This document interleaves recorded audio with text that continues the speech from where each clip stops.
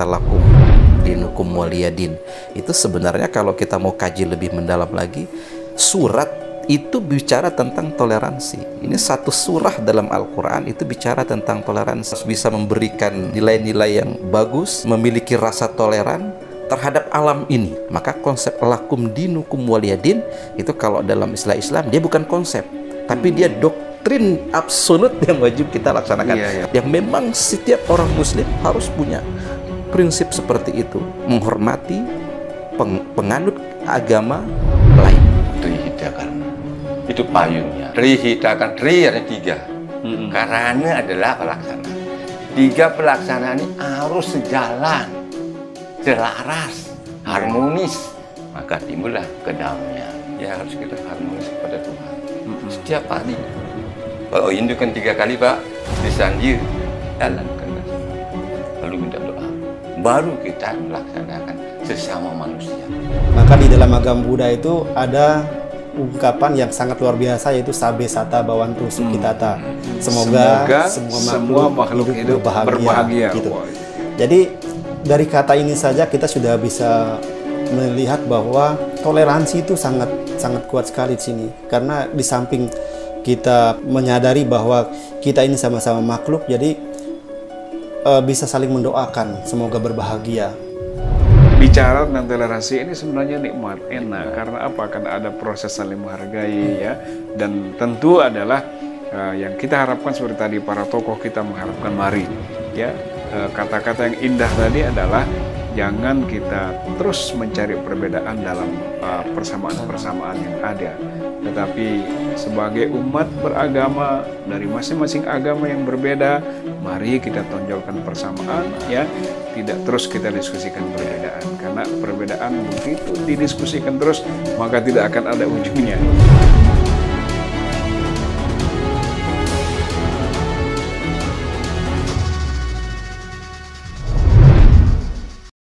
Bismillahirrahmanirrahim. Bismillahirrahmanirrahim. Assalamualaikum warahmatullahi wabarakatuh.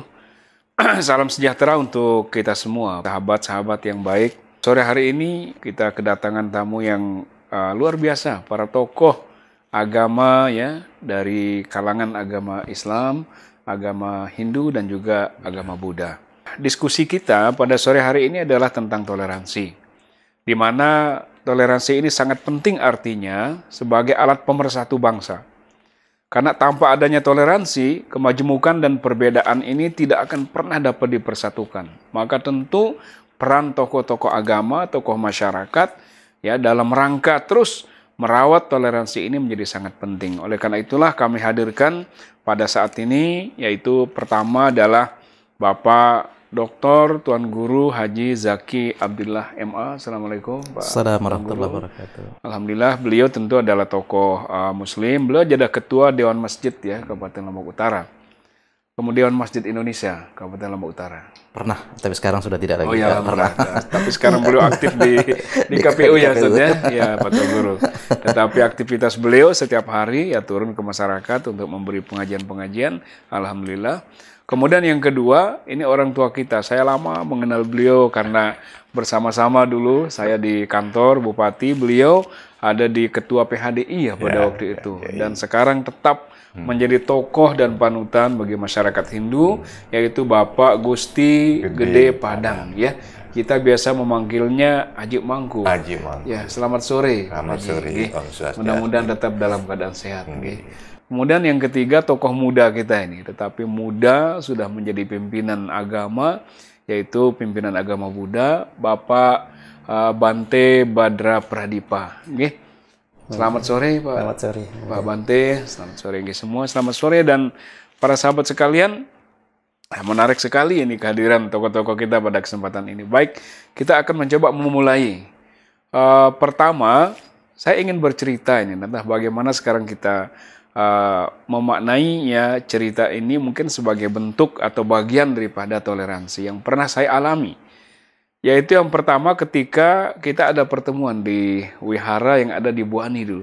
Jadi wihara ini agak jauh dari perkampungan ya, agak masuk ke hutan ya, indah sekali tempatnya. Lalu dari sekitar jam 3 kita pertemuan di sana sampai jam 4:30 itu kita masih ada pertemuan. Ya tentu saja saya sebagai seorang muslim, saya ingat ya kewajiban saya, wah ini sudah jam 4:30, saya belum sholat ini. Maka pada waktu itu saya memanggil salah seorang Romo Suker kalau tidak salah, untuk disediakan tempat sholat. Maka Romo ini luar biasa ya, mencarikan saya karpet, mencarikan sejadah ya, sampai kemudian di rumah dinas salah satu Bante di sana saya melaksanakan sholat asar. Nah pada waktu terasa sekali ada kedamaian, saya bisa sholat ya di tempat atau di rumah dinasnya salah satu Bante. Kalau nggak salah Bante Hatakaro ya waktu itu. Iya, di sana Bante Hatakaro, ya, sekarang penerusnya Bante Upasilo. Bante Upasilo. Ya, itu di rumah dinas Bante Hatakaro itu saya melaksanakan sholat asar secara berjamaah, dan sungguh terasa sekali ya kehangatan, kami diterima dengan baik, dan saya menumpang sholat di rumahnya Bante Hatakaro. Pada waktu kuliah dulu saya juga ingat itu. Saya menginap di rumah salah seorang kawan saya yang beragama Nasrani kalau tidak salah. Tengah malam sekitar jam 3 malam saya minta izin kepada beliau untuk sholat tahajud. Ya, jadi ketika saya berdoa ternyata di belakang saya dia menangis. Saya katakan, kenapa nangis tuh? Beliau mengatakan, saya tidak pernah merasakan kedamaian seperti saya rasakan malam ini. Di kamar saya, kamu melaksanakan sholat dan kamu minta izin kepada saya. Ini salah satu mungkin dari sekian banyak. Saya yakin kawan-kawan lain juga merasakan ya hal yang sama. Nah, mungkin kita mencoba ya perspektif toleransi ini berdasarkan atau berangkat dari cerita tadi. Ya mungkin pertama ini ada tokoh kita, Bapak Tuan Guru Haji Dr. Haji Zaki Abdillah MA. Kira-kira menurut Pak Doktor ya seperti apa? Karena kalau kita bicara dalam konteks Islam, tentu yang sering sekali kita dengar itu adalah lakum dinukum waliyadin. Jadi bagimu silahkan melaksanakan agamamu, kami akan melaksanakan agama kami. Nah itu konsep yang sangat mendasar. Pak Tuan Guru mungkin bisa menyampaikan perspektif ya dalam pertemuan ini. Ya, baik, pertama terima kasih terlebih dahulu Kak Tuan Pak Dr. Tuan Guru Haji Najmul Akhyar yang mengundang kita pada hari ini. Jadi alhamdulillah kami diundang dan terima kasih. Bicara tentang toleransi. Jadi kalau dalam perspektif agama terlebih dahulu ya, perspektif agama Islam. Jadi kalau bicara toleransi, sebenarnya menyebut kata Islam itu sendiri sudah syarat dengan muatan nilai-nilai toleransi. Jadi menyebut kata Islam saja. Islam ya. Karena Islam itu artinya peace, damai. Peace. Ya, sejahtera. Kedamaian, kesejahteraan mustahil bisa terwujud tanpa tumbuh dan berkembangnya nilai-nilai toleransi. Jadi itu yang pertama. Jadi menyebut kata Islam itu menunjukkan bahwa Islam itu mengandung pesan-pesan moral tentang nilai-nilai toleransi. Itu yang pertama. Yang kedua, sering kita mendengar juga istilah Islam rahmatan lil alamin. Islam itu pemberi kasih sayang, ya, rahmat bagi seluruh alam. Apa maknanya? Kalau sudah bicara alam, itu sudah bicara manusia, sudah bicara hewan, sudah bicara tumbuh-tumbuhan, alam. Selain Allah, maka itu disebut alam. Artinya bahwa ada pesan di situ dalam agama itu bahwa siapapun kita maka harus bisa mengayomi, harus bisa memberikan nilai-nilai yang bagus, harus memiliki rasa toleran terhadap alam ini. Ya. Jangankan manusia, ya terhadap makhluk selain manusia saja wajib, apalagi dengan manusia. Nah, itu pesan yang secara tidak tertulis yang termuat di dalam makna kata al-Islam itu sendiri. Lalu apa makna pesan itu? Artinya bahwa ketika kita mengaku misalnya sebagai seorang muslim, kami mengaku sebagai seorang muslim, maka wajib hukumnya bersikap toleran kepada alam ini. Nah, wajib hukumnya. Jangan mengaku muslim kalau kemudian kita bersikap brutal, tidak menghargai orang lain, tidak menghargai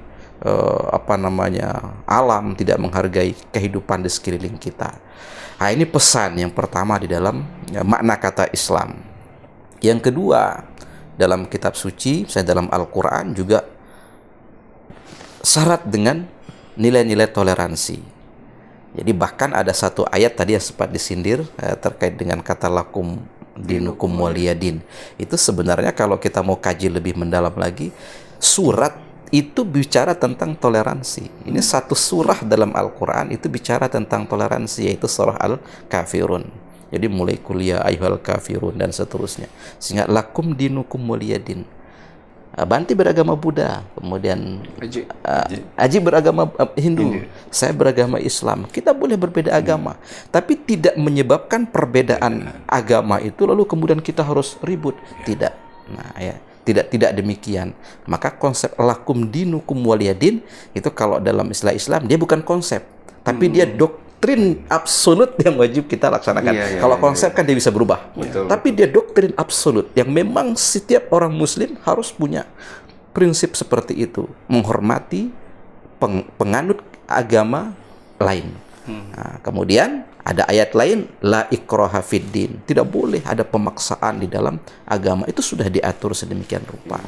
Nah, jadi untuk kesempatan pertama ini saya hanya ingin menyampaikan itu terlebih dahulu, bahwa Islam itu diturunkan ya untuk memberikan nilai-nilai atau menyebarkan nilai-nilai toleransi kepada penganutnya, sehingga agama Islam juga sangat mementingkan kedamaian, kesejahteraan kepada tidak hanya kepada penganutnya, tapi kepada seluruh alam ini. Dan itulah makna istilah Islam rahmatan lil alamin.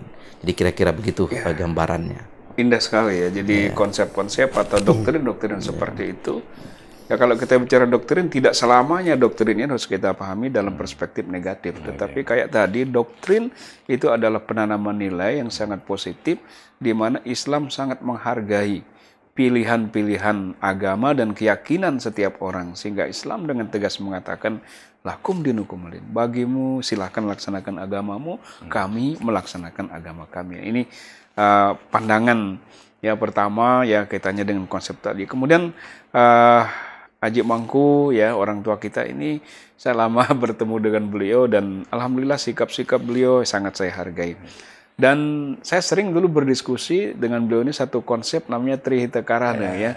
Dan juga mungkin banyak konsep-konsep lain Pak Mangku ya, ada Tattvam Asi dan sebagainya yang tentu bisa disampaikan pada kesempatan ini sebagai perspektif bagi kawan-kawan kita, bagi umat, untuk tetap bisa saling menghargai dan memantapkan pemahaman kita tentang toleransi ini. Dalam pandangan Hindu, Haji gimana kira? Terima kasih Pak Dokter. Kesempatan ini kami sampaikan.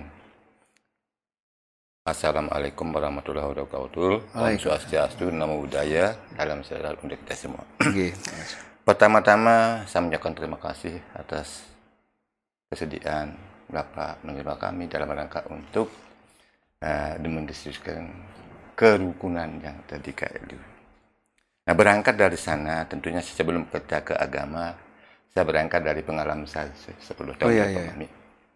Selalu kita mengacu kepada aturan regulasi yang sudah ada.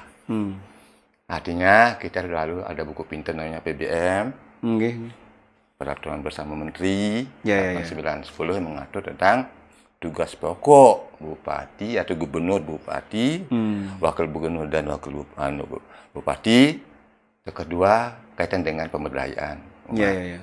Kedua juga isinya adalah FKUP. Yang ketiga adalah tempat peribadatan. Berangkat dari semua inilah payungnya kita. Kebetulan saya dengan Pak Bupati duduk di FKUB sebagai wakil ketua 2, beliau sebagai pengawas karena Bupati. Ketuanya juga dari Pak Dr. Muksin ya. Muksin yang ketiga dari Buddha Martino. Jadi selama 10 tahun ini selalu kata kebersamaan itu selalu diwujudkan. Sedikit aja letupan kita sudah masuk ke dalam itu. Masuk diskusi, lapor bupati, bisa terlaksana. Nah, jadi kata kebersamaan inilah yang sebenarnya di pupuk saripatinya kita melaksanakan kegiatan. Ketiga komponen ini Islam, Hindu, Buddha tetap berjalan semeja begini. Apapun kegiatannya. Ini menandakan bahwa sesenggak yang di sini namanya Polong Renten. Polong Renten kalau di Lombok Utara ya. Sematonan. Ini dua bentuknya. Nah, kaitan dengan itu, saya juga selalu menyimak regulasi. Ada musyawarah besar Pak Bupati, pemuka agama yang ada di Jakarta itu menelurkan 7 kesepakatan dalam rangka untuk menciptakan kerukunan. Itu panduan kita juga. Pertama dia katakan, pemuka agama sepakat Negara Kesatuan Republik Indonesia berdasarkan Pancasila. Itu sudah final. Ya, nah, itu loh. Sehingga sepakat kita yang sekarang sedang digaungkan. Yang kedua juga adalah Bhinneka Tunggal Ika. Bhinneka Tunggal Ika ya. Bhinneka Tunggal ini artinya semua agama, suku, ras, budaya. Nilai-nilai luhur ini semua sudah dibahas oleh Founder kita yang menelurkan kesepakatan bahwa keragaman itu adalah perekat untuk persatuan. Nah, yang ketiga, keempat, kelima ini khusus mengenai FKUP intern.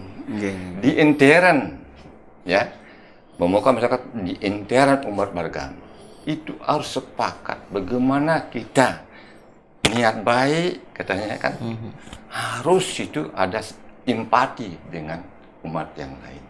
Nah, jadi saling menghargai di sini, Pak. Nah, ini semua sumber. Kalau di intern kita seperti itu, semuanya akan bisa berkolaborasi. Kelima itu kaitan dengan antar umat beragama. Nah, di sini antar bahwa kita sesama lah ciptaan Tuhan. Kita bersaudara. Mari pelihara ini, keunggulan ini loh. Nah, itu ya, dibayangkan. Yang keenam barulah kita mengarah kepada pendirian rumah ibadah dan penyerahan agama. Nah, ini sebenarnya sudah sama-sama melaksanakan aturan yang ada sesuai dengan etika nih, Pak. Etika bagaimana kita menyiarkan agama, jangan sampai menyentuh. Kan, ya. Nah, itu loh bentuknya. Jadi kita tetap dalam koridor. Sehingga tidak terjadi benturan-benturan. Yang ke-7 terakhir, Pak, faktor non-agama yang sering membuat kerukunan ini betul. terjadi letupan-letupan. Saya kembali kepada Trihita Karna. Itu payungnya. Trihita Karna. Trihita Karna. Tri ada 3. Karana adalah pelaksanaan. 3 pelaksanaan ini harus sejalan, selaras, harmonis, maka timbullah kedamaian. Artinya apa? Pertama, ya harus kita harmonis kepada Tuhan setiap hari. Kalau Hindu kan 3 kali, Pak, disanji, jalankanlah semuanya, lalu minta doa. Baru kita melaksanakan sesama manusia, berhubungan dengan manusia. Pasti kita akan, namanya makhluk sosial, pasti ada ketergantungan lain. Pasti kita berkomunikasi. Disinilah hubungan. Baik itu vertikal, horizontal, ke bawah. Jadi umat itu kita sama. Sama itu. Makhluk ciptaan beliau satu. Oleh karena itu, nah kita yang ketiga harmonis kepada alam. Alam ini ibu kita, ibu pertiwi. Apapun bentuk yang kita datang dari ibu pertiwi. Nah, Bapak angkasa ini yang Maha Kuasa. Kita ada di tengahnya. Italah putra-putrinya. Ini sebenarnya kerukunan itu, Pak. Keharmonisan, santi kedamaian. Inilah pegang dengan catatan sesama manusia pasti diberikan Trihita Karana. Berpikirlah Anda yang baik. Berucaplah yang baik. Berbuat. Pasti Anda lancar, ada banyak kawan kita gitu. Nah, gitu. Nah, itulah. Nah, yang ketiga, yang kayak tadi statement tadi, kesepakatan tadi bahwa kita adalah ciptaan Tuhan. Karena ciptaan kita sama, transformasinya kamu adalah aku, akulah kamu. Siapa yang menghidupkan kita ini loh sama beliau, bahwa Tuhan itu adalah satu, hanya sebutannya yang berbeda, gitu kan gitu. Nah, oleh karena itu intinya bahwa bila mana kita berkolaborasi, duduk bersama, mari hening sejenak, awas diri, dan itu fokuskan ketiga komponen tadi, Pak, Rida Karana, kemudian Tata Masih, Wasuda Kotombatan, dan inilah bingkai FKUB. Saya sebagai PHDI KNU adalah mitra bupati. Ya, betul. Karena mitra bupati di bidang keagamaan, itulah kata-kata bentuk gambaran dari umat Hindu yang selama 10 tahun bersama-sama bupati berjalan aman. Beliau ini masih memanggil saya bupati. Harus ditambahkan waktu itu. Kalau sekarang amanah sudah alhamdulillah dipegang oleh orang tua kita. Nah, terima kasih Pak Haji. Jadi luar biasa ya perspektif yang beliau sampaikan, dari pengalaman, dari konsep, dari teori, luar biasa. Nah, kemudian beliau Pak Bante kita, ya ini kalau melihat beliau sejenak di hadapan kita ini, saya teringat dulu pernah viral di media sosial, itu di Lombok Utara itu terjadi. Seorang Bante menumpahkan air untuk uduk kepada salah seorang warga Muslim. Wah, itu mau pergi Jumatan ya, kemudian mungkin karena cepat minta tolong kepada Pak Bante itu supaya diberikan air dulu, dan ya itu luar biasa itu. Ya Pak Bante, dan ada satu yang saya pernah membaca, yaitu apa yang disampaikan oleh Raja Asoka ya, bahwa mendorong pengembangan agama sendiri, tetapi dengan mencela agama orang lain sama artinya dengan merusak agama yang bersangkutan gitu. Ya ini Pak Tuan Guru, itu sebenarnya konsep kita itu ya seperti dengan Al-An'am 108 itu juga seperti itu ya, nanti kita bahas. Pak Bante mungkin memberikan perspektif ya toleransi dalam pandangan Buddha itu.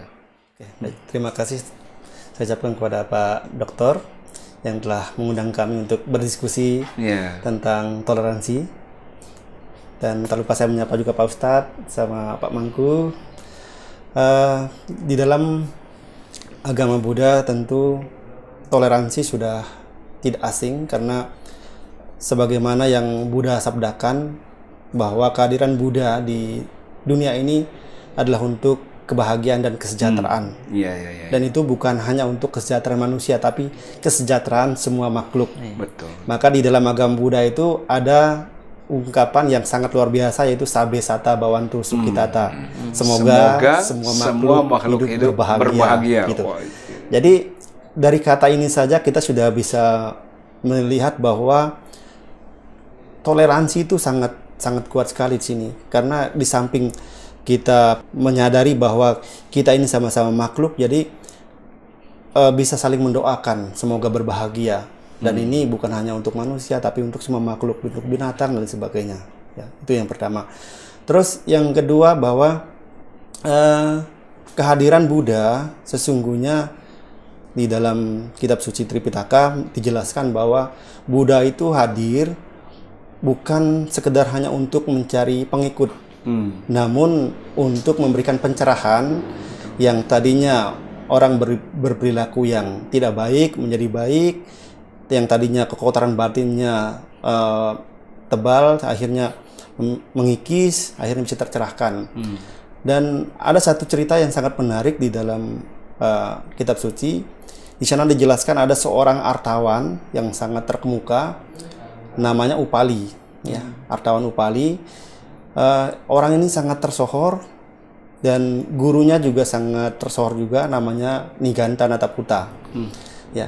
Nah, Niganta Nataputa ini mengutus Upali ini untuk berdebat, berdiskusi dengan Buddha, ya, yang berkenaan dengan hukum karma. Gitu. Nah, sesampainya di tempat Buddha, si Upali ini ya langsung melakukan diskusi dengan Buddha.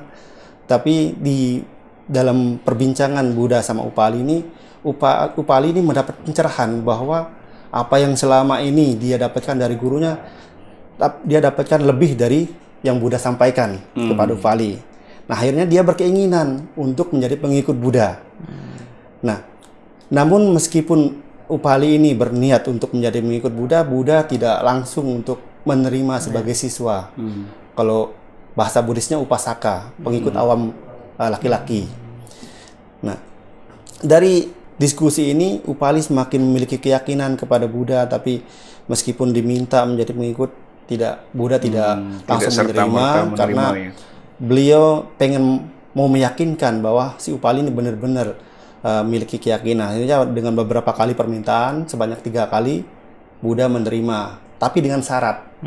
Ya, meskipun sekarang kamu menjadi pengikut saya, ya, menjalankan ajaran Buddha, tapi kamu tidak boleh membenci guru atau ajaran yang sebelumnya kamu anut. Kamu tetap harus memberikan sokongan, memberikan dukungan kepada gurumu, baru kamu bisa menjadi murid saya. Gitu. Nah, dari cerita ini apa yang bisa kita simpulkan bahwa ajaran Buddha itu sangat-sangat toleransi dengan kepercayaan agama-agama lain. Gitu. Ya, Buddha di satu sisi memberikan pencerahan untuk manusia, tapi dengan tidak melakukan kejelekan, tidak membicarakan keburukan agama lain, sehingga agama Buddha bisa berkembang, agama lain pun bisa berkembang, karena kita yakin bahwa setiap agama pasti mengajarkan hal yang baik gitu. Gitu. Nah, itu konsep pertama yang ada di dalam Buddhis tentang toleransi gitu. Gitu.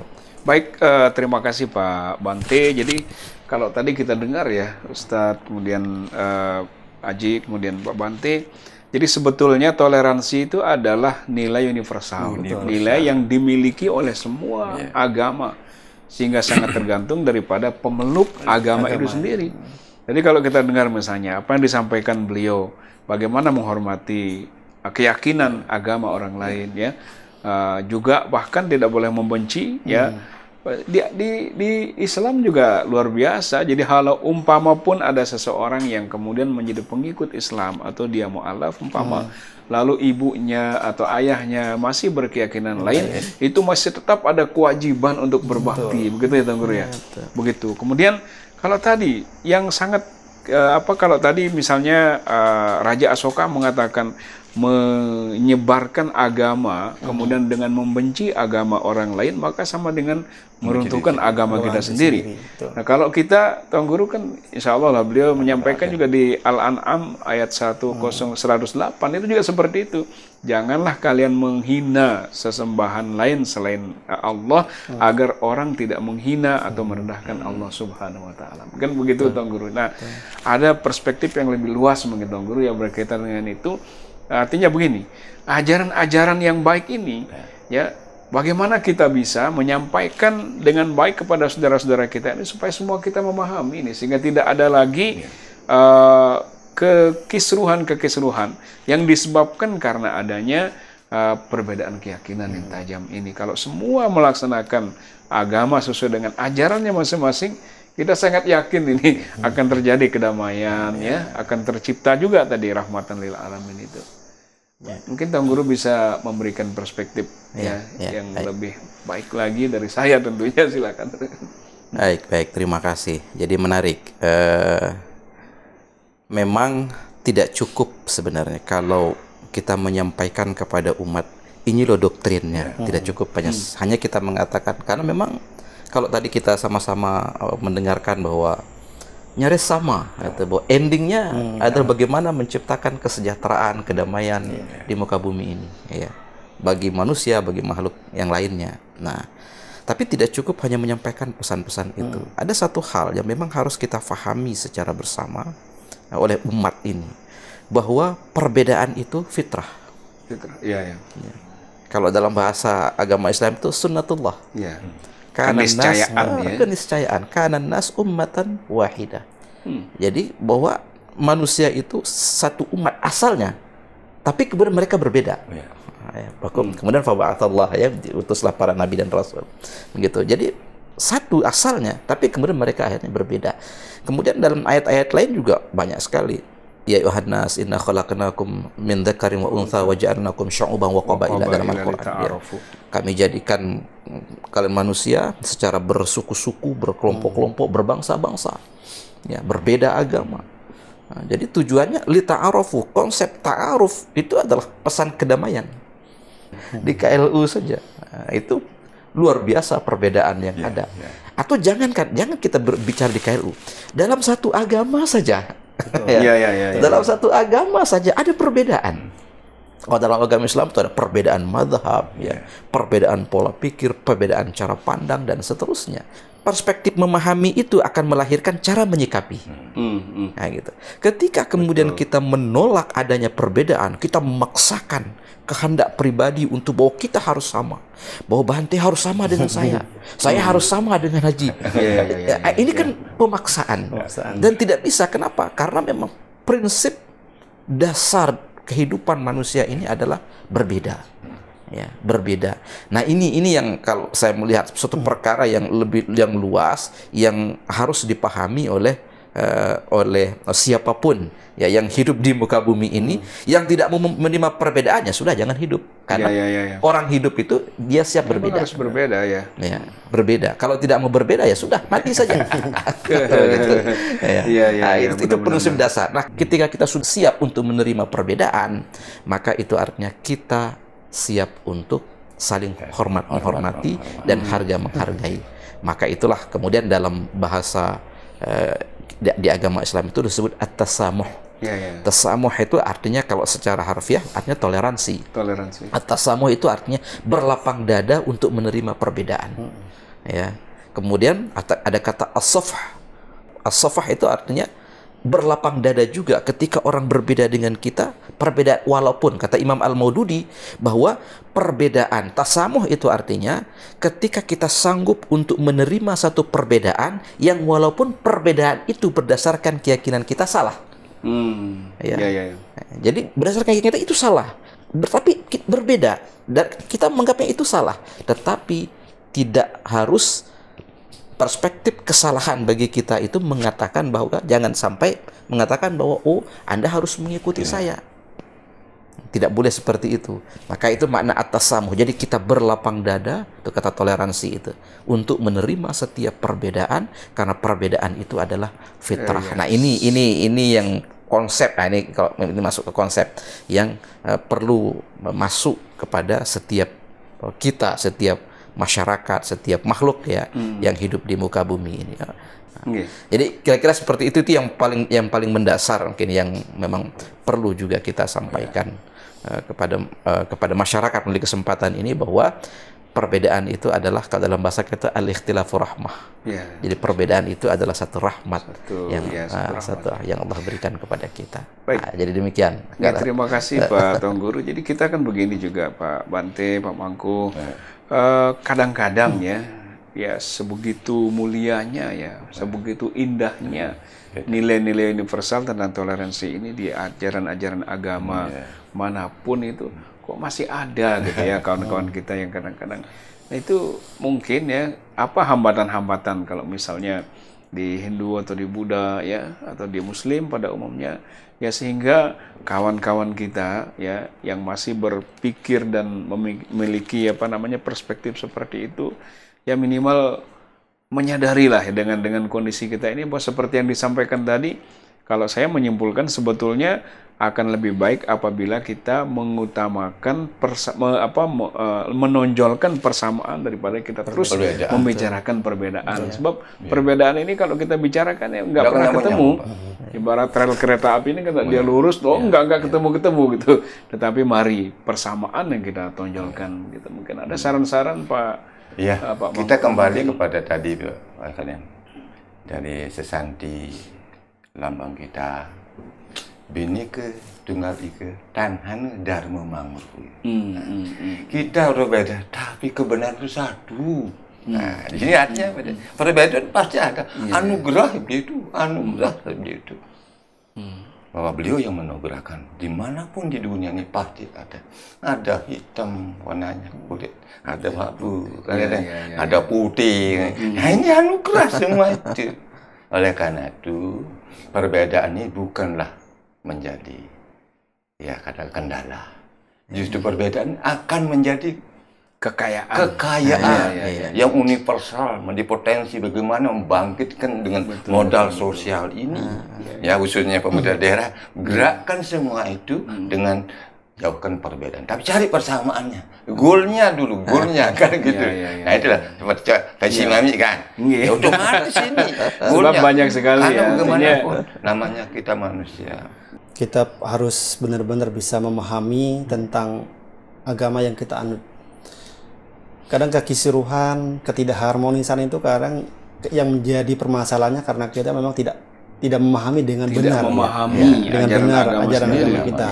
Karena kita tahu bersama bahwa apa yang disampaikan Pak Ustadz sama Pak Mangku itu menjelaskan bahwa agama baik Islam maupun Hindu mengajarkan tentang toleransi yang universal gitu. Jadi kalau kita berbicara tentang hal yang universal ini berarti tidak perlu kita mencari kesalahan yang membuat kita menjadi tidak damai, tidak akur, tidak harmonis. Ya. Jadi pemahaman kita tentang agama perlu ditingkatkan, dan satu lagi bahwa kita hidup katakanlah di Indonesia. Sudah dari dulunya sampai saat ini kita sudah beragam, sudah pluralis, ya, sudah majemuk. Jadi hal ini harus kita pahami benar-benar. Kalau kita tidak memahami bahwa Indonesia ini plural gitu, kita akan menganggap saya yang benar, dia salah. Nah, kalau kita berpikiran seperti itu, ujung-ujungnya kita akan bentrok, akan kisruh, tidak harmonis, bermusuhan dan sebagainya. Akhirnya yang kita idamkan itu kedamaian maupun bahagia tidak akan tercapai. Maka dari itu penting bagi kita untuk bagaimana kita bisa memahami tentang perbedaan itu sendiri. Ya. Bahwa perbedaan itu dimanapun pasti ada. Jangankan misalkan tadi Pak Ustadz mengatakan di agama Islam ada perbedaan mazhab dan sebagainya, di agama Buddha pun demikian. Dan meskipun satu agama Buddha, di sana juga ada perbedaan-perbedaan, katakanlah pemahaman-pemahaman. Namun kalau misalkan di pemahaman yang berbeda ini yang kita permasalahkan, tentu kita akan selalu ribut. Ya. Kita harus mencari yang benarnya, kita harus mencari kesamaannya sehingga kita bisa berjalan bersama gitu. Terlebih lagi kita hidup di satu rumah. Kita hidup satu rumah, tapi kalau tidak punya misi yang sama, tentu di dalam rumah ini tidak akan ada harmoni. Betul. Ya, selalu ada pertengkaran, ya, selalu ada kekisruhan dan sebagainya. Jadi, ya, kalau menurut saya, bagaimana kita bisa membangun kepercayaan kita atau membangun pengetahuan kita tentang agama yang kita anut, bahwa setiap agama mengajarkan yang baik, biarkan mereka menjalankan agamanya dengan baik.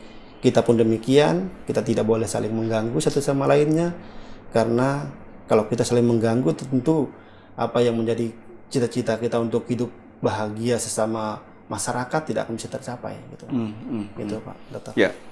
Jadi semakin terang benderang sebetulnya ini bahwa kalau kita bicara soal toleransi dan mengembalikan kepada konsep agama, tidak ada satu agama pun yang mengajarkan umatnya untuk tidak toleran. Jadi kalau ada orang intoleran, sebetulnya musuh bersama nih intoleransi ini. Saya teringat kisah bagaimana ya kalau dalam perspektif Islam, Nabi Muhammad SAW itu setiap hari itu dia belum membagi dua makanannya, sarapannya, lalu beliau pergi ke pinggiran kota dan menyuapi seorang buta. Dan siapa dia yang disuapi itu? Non-Islam. Jadi seandainya Nabi Muhammad SAW memandang dalam perspektif yang berbeda, itu tidak akan mungkin terjadi. Tetapi yang dilihat adalah persamaan. Apa persamaan kita sesama manusia gitu. Saya pun teringat ya kalau menjelang Ramadan itu saya merasa sekali bahwa kita ini tidak jarang, bahkan sering sekali ini hampir setiap Ramadan beberapa tokoh, kawan-kawan Hindu, Buddha datang ke saya bawa sayur, bahkan ada yang bawa ayam, bawa ini. Wah, saya tidak melihat sama sekali dari sisi nilainya. Insya Allah ya dalam kondisi terbatas pun mungkin masih bisa kita beli sayur, kita beli ayam. Tapi ini tidak akan mungkin terjadi kalau tidak ada hati kita yang bertemu nih dengan saudara-saudara kita ini. Ya dengan sangat tulus, ya beliau mengatakan ini untuk buka puasa, ini untuk makan sahur. Aduh luar biasa. Jadi saya sering tuh dibawa ke komak gitu ya kalau kita di KLU ini gula merah. Wah ini sekedar untuk buat pulak. Jadi saya rasakan sekali. Nah nanti ada closing statement ya dari para tokoh kita ini. Yang jelas intinya, ya, kalau saya menangkap dari semua yang kita diskusikan tadi bahwa toleransi ini ajaran yang sangat indah. Dan negara kita ini bisa terbangun seperti ini karena adanya sikap toleransi. Seandainya kita miskin toleransi di Indonesia, maka saya yakin kita hanya akan menunggu suatu saat Indonesia ini akan tinggal nama saja. Mengapa? Karena kemajemukan di Indonesia ini luar biasa.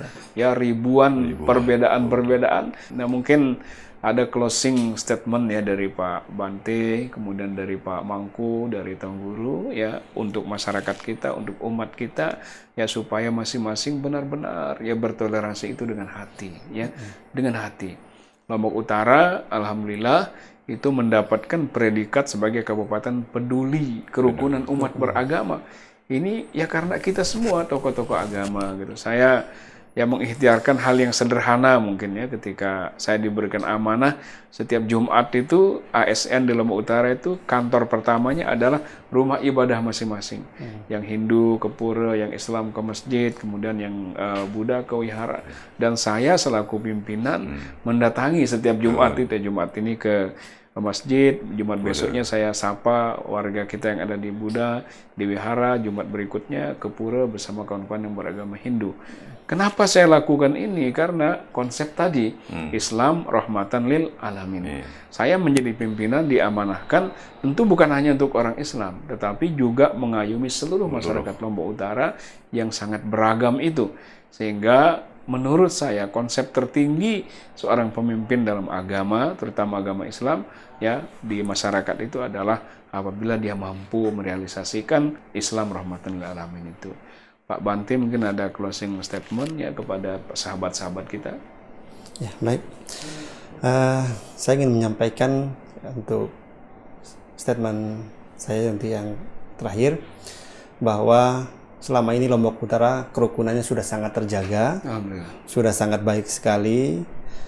Ya, jadi saya mengajak kepada masyarakat khususnya yang ada di Lombok Utara, mari kita bersama-sama menjaga kerukunan yang sudah terjalin dengan baik ini, agar Lombok Utara bisa tetap harmoni, tetap kondusif, tetap damai, tetap tenang, dengan cara kita sama-sama saling menghormati, saling menghargai satu sama lainnya, dan jangan saling suka mengganggu.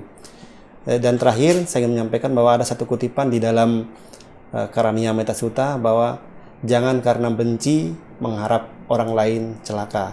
Jadi jangan karena kebencian kita terus kita mengharapkan orang lain celaka, dan ini bisa menjadi sumber ketidakharmonisan atau sumber penderitaan lah bagi diri kita. Jadi kita sebisa mungkin kita hindari yang namanya konflik. Mari kita bersama-sama menjaga kerukunan yang ada di Lombok Utara ini, agar Lombok Utara selalu damai, tenang, dan sejahtera. Terima kasih. Terima kasih Pak Bante, Pak Mangku. Terima kasih. Kami harapkan kepada semua keluarga kita yang ada di GNU, ya bahkan di seluruh Indonesia, kita didengarkan di seluruh Indonesia. Ya. Kerukunan ini merupakan anugerah yang harus kita patri, kita pelihara dalam rangka untuk kita bersama saling menghormati, saling dukung-mendukung, empati kepada sesama. Inilah saripati daripada kerukunan itu. Demikian yang kali saya sampaikan. Terima kasih. Terima kasih Pak Mangku. Tuan Guru. Baik, terima kasih sebagai kalimat penutup ya. Ada beberapa hal yang ingin saya sampaikan. Pertama, jadi alhamdulillah khusus untuk di Kabupaten Lombok Utara, suasana kedamaian, kesejahteraan begitu terasa. Keharmonisan antara penganut-penganut agama yang beragam di Lombok Utara ini luar biasa kita rasakan. Mudah-mudahan ini terus bisa kita jaga. Dan satu-satunya yang bisa menjaga adalah kita. Oleh karena itu, mari kita membangun kekitaan. Jangan membangun keakuan. Betul. Ya. Kemudian, yang kedua, saya ingin menyampaikan bahwa mari kita selalu mencari persamaan dalam setiap perbedaan.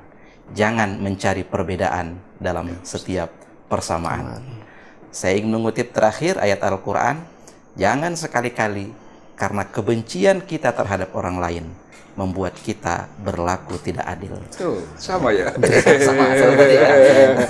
Luar biasa. Berlaku adil karena itu lebih dekat kepada taqwa. Jadi demikian.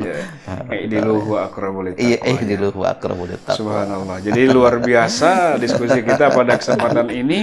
Ya, kesimpulan tentu, waduh, kita sebenarnya kita butuh waktu yang panjang ya, karena mengobrol atau bicara tentang toleransi ini sebenarnya nikmat, enak. Karena apa? Karena ada proses saling menghargai ya, dan tentu adalah yang kita harapkan seperti tadi para tokoh kita mengharapkan, mari ya, kata-kata yang indah tadi adalah jangan kita terus mencari perbedaan dalam persamaan-persamaan yang ada, tetapi sebagai umat beragama dari masing-masing agama yang berbeda, mari kita tonjolkan persamaan ya, tidak terus kita diskusikan perbedaan, karena perbedaan begitu didiskusikan terus maka tidak akan ada ujungnya ya.